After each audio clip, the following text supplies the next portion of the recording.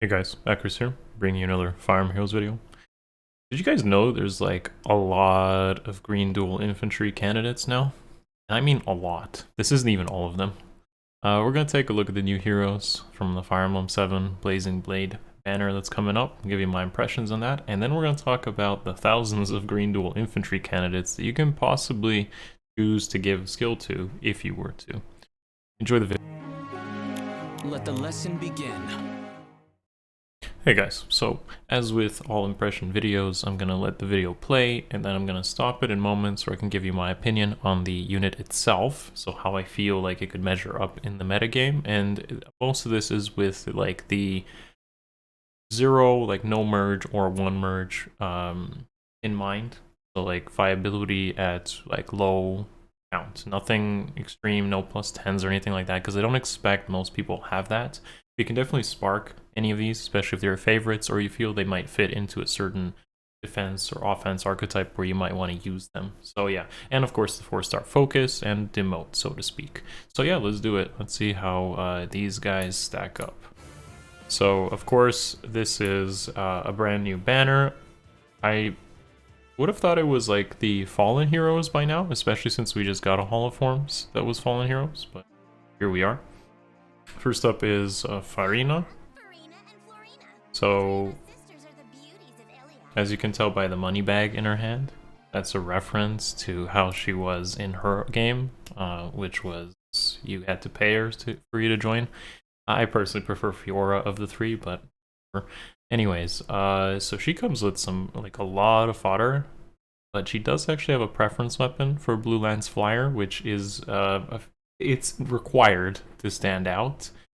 It's a slaying weapon that scales in power based on how much dragon flowers you give her. And to be honest, since she's like a new hero, you only have to give her 5 dragon flowers, 600 dragon flowers total, for her to max out her effect of getting 7 to all stats almost all the time, because like over 25% HP is pretty easy condition. So a slaying weapon that just gives you 7 to all stats is pretty good.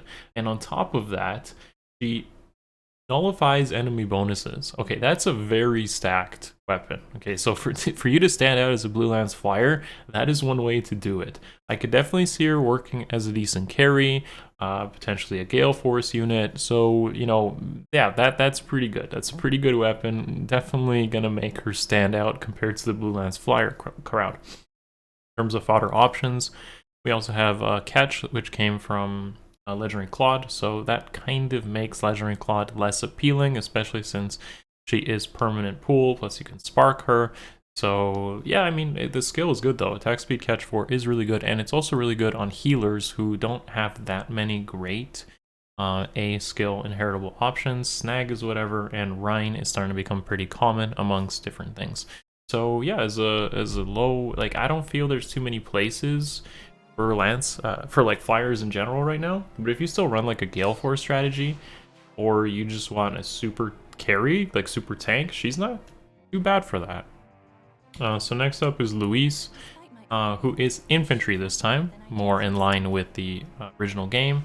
And unfortunately, I am fairly disappointed with that, with how this looks, because she doesn't have a preference weapon. So that's gonna really just dump her into the like infantry archer kind of place, and you already have decent competition there. Like, I don't see her technically competing with like Norn, who most people probably would choose to invest in already, and she's not a demote because the demote is coming. But yeah, this is fairly disappointing. It's mostly just a fodder option, and she does bring something new, which is attack speed ideal. So attack speed ideal is another decent A skill option. I think it's kind of like the reverse of catch. So catch is like if your enemy has penalties, you get bonuses. With ideal, it's like if you get bonuses, you get more attack and speed, basically those conditions. But yeah, she's basically fodder, and that's disappointing because I actually like Louise as a unit, hoping she was a demote or potentially at least some way to stand out with a preference weapon. That happens to not be the case here, and therefore she's probably dead on arrival until many years from now, where she might get a preference weapon. So that's unfortunate. This might have been a good time for her to get like G Duel Infantry 4 at least, maybe to stand out that way. But yeah, that's hefty costs not come with a preference weapon in this day and age. My name is Urk. If I'm going to fight, I will show you the true power of magic. Okay, so another red tome demote, and doesn't come with a preference weapon. And there's so many red tome like GHBs, and we just had Miranda a couple months back. So unfortunately for Urk, he's kind of dead on arrival as well, because he's just in a certain movement weapon archetype that just doesn't matter. Him coming with Roarfox, I believe, is also new, where Miranda came with Serpent, so that's actually, it's not even new because Noel has it, right? Okay, so yeah, unfortunately for Urk, I mean, it's a good tome. Roarfox is a good tome. The thing that is interesting here is he does come with decent fodder finally on a demote on permanent pool. Speed Res Solo and Speed Opening are both like good, like they're good. They're finally, we're getting solos in the permanent pool as fodder and heritable options. That's really nice. A lot of good carries will prefer, like as a budget option, just having speed res solo will be good. So as someone who's going to be foddered, that's great. He's coming with actual fodder, no more waves and HP skills and seal skills and whatever to just try to like pad out the pool. We finally got a good fodder option, but unfortunately for Urk, he's basically dead. I mean, he might come with really good attack and speed, which I guess could maybe make him stand out a bit compared to other red tomes, because there are not really that many that have that, but I don't see it. Okay, so Pent is another green tome mage, and there's actually quite a few. As we'll see in a moment, there's actually quite a few of these. I wasn't expecting to see so many G Duel Infantry candidates, but we'll talk about that in a moment. There's so many. But he does come pretty padded out with his kit. Unfortunately, it doesn't come with a Rally Plus, so if you do use the G Duel to inherit onto someone else, you're gonna actually need another Rally Plus on top of that. Like if you were to give it to a G Duel 3 infantry unit, but if you did, then you probably already have Rally Plus on there. And nothing else. Like, you basically just fodder G Duel. You can't really get much more out of that unless someone's already carrying G Duel 3, then you could probably pick up low attack res or times pulse.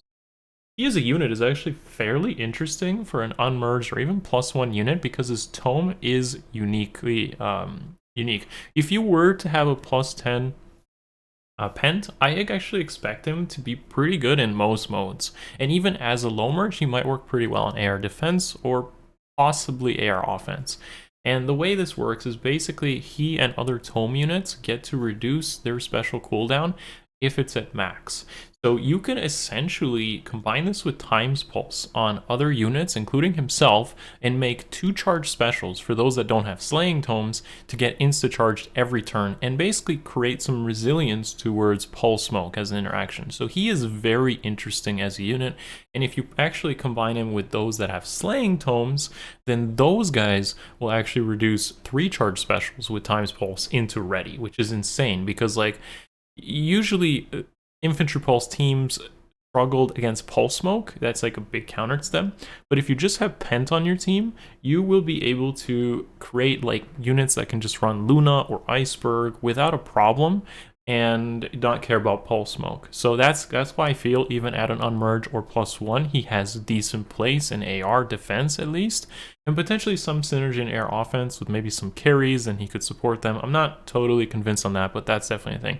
And of course, in arena, he will be pretty good, self-sufficient at least, but you would need other tome users to kind of fully get his effect out of there. Maybe if you're one of like the dual Byleth +10 users, then yeah, his tome plus him could be pretty good to get some things going.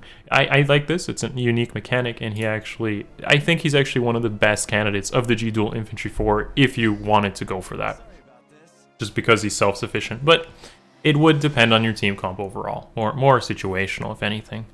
So yeah, I believe Sonia is our GHB for this upcoming banner, so that's kind of cool. But I'll cover her once we know more about her. I expect her to... I don't know what to expect. I guess she'll be infantry, but we'll figure out after that. So you get to spark one of them. That's as expected.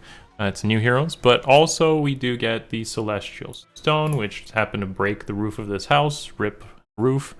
But yeah, Celestial Stones, as I covered in the update video, which was a couple days ago, you can now save up these for Forma Souls. So that's amazing. But anyways, enough of the video. Let's actually talk about potential G Duel Infantry candidates, and seriously strap in for this because there are a lot of candidates here. We're going to start with the 3 and 4 star options because I feel this is most applicable to everyone. So I've sorted them into SAB categories and Grail units. So Grails obviously require more of an investment with Grails, but a good way of looking at this list, this like tier list, is to look at it and say, okay, range units are really good foundational units for Arena. They allow you to manipulate AI, force rally loops, and just create range and otherwise difficult match. But on top of that, they'll age better because the way BST works is melee units in general over range are higher stat totals. So units like Hannah, for example, who isn't obviously on this list because she's 180 already, she, like next year's version of Hannah already has 185. But units like, I don't know if we've had any recent green tomes, or we've had red tomes, right? They'll take at least 2-3 years before they even catch up to the 180 stat total. So this means that the dual skills on tome units and range units in general will last longer than they would on a melee unit who would just get replaced by just the next demote or the next grail unit. So that is 2 advantages that range units have over the melee units. And that's why you'll see these lists like divided like this. But that is most of it. I've actually put Anna on the top here because having a green dual infantry 4, blue dual infantry 4, and red dual infantry 4 Asker trio actually lets you basically cheat Arena if you have already good core units who score well. You can score very high because of the dual skills and rally pluses on Asker units if you have already good foundational cores without having to invest in bonus units. So honestly, if you already have a good core and the dual skill doesn't really do much for increasing your score, or it doesn't really enable you to make Arena much easier, I would say a good default option is the Askers of any of the dual skills that we've had so far. I don't know if I actually mentioned this in the previous dual skills, but that is a staple that I would highly recommend if you want to just use Askers as your bonus and never really worry about investing in other bonus units who might be a liability if you're using like 4 stars, for example, or just really bad ones. Like upcoming we have Lucicius with like that doesn't seem too great to me as a bonus unit because you'd have to get a kill, you probably have to invest pretty hard if you were to do something like that. So anyways, in terms of this particular list of the 3 and 4 star units, the way I've separated it is obviously ranged at the top, and honestly between the 4 ranged F2P options, they're all really good in their own ways. And Nino has like really high power and technically some support through even attack wave, like a little bit of a buff, but she is very weak to lull and she has very poor bulk. So while she's a cannon, and a glass cannon at that, she's going to have some problems when it comes to, you know, just enemy units who might have lull skills or just completely removing bonuses, and then she becomes a lot weaker, but she also can't really take hits. And then of course you compare it to like Merrick or Bowie, who's far more bulkier, and also have some great like utility. So like Merrick has effective against flying off his Excalibur, also slaying, so you can definitely pair this up with other stuff like times pulse perhaps, and then really run some low cooldown specials, but also Dark Excalibur as an alternative option, and then really accelerate some specials and potentially get some kills just off of his nuking power. Then you have Bowie, who has close counter against everything except dragons, so he has definitely more matchup flexibility, but also that high defense on both Merrick and Bowie plays really well into water season, so they have good matchups against stuff like Dimitri and Crom. Not amazing, but definitely good matchups, and definitely better than something like Nino, who I feel would probably just die to potentially both of them. Like if you run into like a lull Crom, he's gonna probably survive to a Nino because he's really lowering her throughput. Not all cases, but it definitely exists. Then you have Soren, who has that chill attack in his tome, but honestly, it's fairly weak beyond that. So I'd probably consider him the weakest of the 4 options when ranged. Faye is the only melee that has a support-ish weapon by buffing, and she also hits magic because she's a dragon. So I actually feel she's the best of the melee options. Then I have stuff like Echidna, Ross, Mustafa, and Libra because they will be due for refines and potentially be much better later. Plus they already have high stats, so 5 HP and 2 to all stats is pretty good for them to keep them pretty relevant for a while. Then you have the unfortunate options like Raven, Barst, Arthur, and Hawkeye, who I guess, like, you know, we already know how good they'll be, so they just kind of falter. And then Grails kind of follow this similar pattern. So Robin has, you know, Tactical Gale, which is nice for buffing at the start of every turn if you have a mixed comp. And Azura has a score hit because of her dance not being a preference dance, so that's unfortunate, but it's nice to at least use a dancer if you were to commit to that. Then you have the, you know, the exact same story as the rest of them, right? With Daros and Hinata probably not getting preference weapons.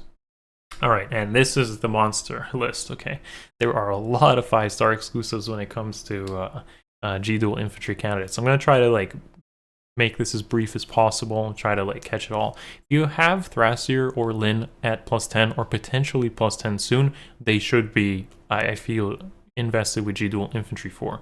Lyn is obviously a core in win season for you, and with Thrasier she actually scores at 180 as opposed to 175 because she has a preference B skill. Plus she's actually really good as a nuker, so definitely you don't even have to mix blessings if you're, you know, if you have a legendary like Lyn and you line up the seasons like that's just easy for units. Now I've also separated this from ranged and melee, so two like separate lists here. As I said, ranged will age better with a G Duel Infantry, even if you had like a +10 Elise +10 summer Elise, who I feel is definitely the worst option for this in terms of ranged. But even if you did give it to that, it should age better than someone like Summer Xander, who, yeah, I know how that feels. So basically, I wouldn't even give Summer Xander G Duel Infantry 4 if I had it. Which is really unfortunate because I already have Hannah, who's just going to do it better than anything Summer Xander can do. So it's pretty sad, I guess, pretty sad for me, but realistically there are still good options here. The most notable, at least for score increase, is Bike, who has a preference B skill, so he actually scores at 185, similar to Sigurd and Leaf actually, who had preference B skills. So, you know, if they give him the dual skills, they score just really high. Bjork's Blessing is a blessing in disguise because it makes him score higher, although I feel his combat and support utility will be lacking.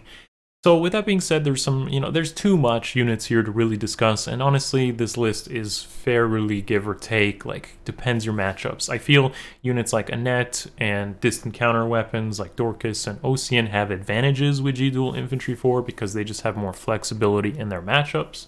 Annette is awesome because she has a movement buff on top of using rallies anyways, wanting to use rallies, so she's great as a melee unit. And you just have like the seasonals who don't have preference weapons, the melees who don't have preference weapons, I guess Garrick, and, you know, the summer and spring units of year 1. And then you have really good range options who just basically just have different matchups. So it's hard to really place any of them, but realistically, someone like Rajat could be one of the best units of this because she has a flash effect on her weapon, so she can really set up your other units to do things. But yeah, it's way too much variety. If you have any of these at +10 or close to it, they probably all will be pretty good options. And basically support is what's key here, or ranged in terms of it making it last. Ooh, that's a doozy, guys. All right, that covers G Duel Infantry 4, and it covers this new banner that we just got. So make sure to review this if you like in the future. If you feel like you get G Duel Infantry 4, and maybe not now, but later, and I still feel this will be fairly relevant. New refines would probably only move things up and down depending on how good the refine is. Haha, Effie. So yeah, I'll see you guys in the next video. As always, give the video a thumbs up, sub to the channel if you haven't already, and I'll see you guys in the next one. Much love. Peace. It's over.